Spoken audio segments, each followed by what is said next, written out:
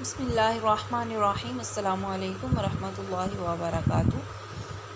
اپنے ترجمہ قرآن کے طلباء اور طالبات کے لیے قرآن کریم کی تعریف کی ویڈیو کے بعد قرآن کریم کی صورتوں سے متعلقہ معلومات کے ساتھ حاضر ہیں۔ قرآنی صورتوں سے متعلق بنیادی معلومات یہ ہے کہ سورت کا لغوی معنی، لفظ سورہ کا لغوی معنی یعنی ڈکشنری میننگ ہے نمایاں جگہ اور فصیل۔ فصیل یعنی فصیل ایک ایسا لفظ ہے جو دو چیزوں کو جدا کرنے اور دو چیزوں کے درمیان فاصلے کو بیان کرنے کے معنی میں استعمال ہوتا ہے، جبکہ اصطلاحی طور پر قرآن پاک کے ایک باب یا چیپٹر کو سورت کہا جاتا ہے۔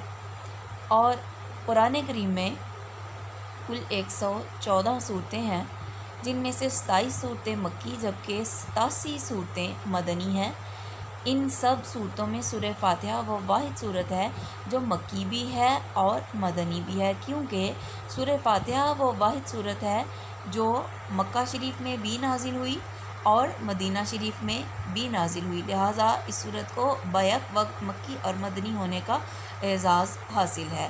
اس کے ساتھ ساتھ یہ بتانا ضروری سمجھتی ہوں کہ وہ تمام صورتیں جو مکہ پاک میں نازل ہوئیں یا پھر یوں کہا جا سکتا ہے کہ ہجرت سے پہلے نازل ہوئیں، وہ مکی صورتیں ہیں، جبکہ 87 صورتیں یعنی وہ تمام صورتیں جو مدینہ پاک میں نازل ہوئیں یعنی ہجرت کے بعد نازل ہوئیں، ان سب کو مدنی صورتیں کہا جاتا ہے۔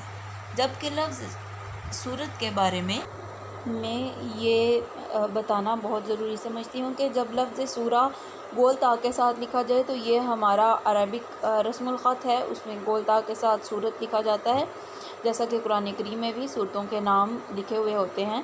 جبکہ اسی لفظ کو جب ہم لمبی تا کے ساتھ لکھتے ہیں تو یہ ہمارا اردو ٹرانسلیٹڈ ورڈ سورت ہوتا ہے، اور یہ بھی قرآن کریم کی صورتوں کے لیے ہی اس لفظ کو استعمال کیا جاتا ہے۔ اس ویڈیو میں اتنا ہی۔ Thank you very much. اللہ حافظ۔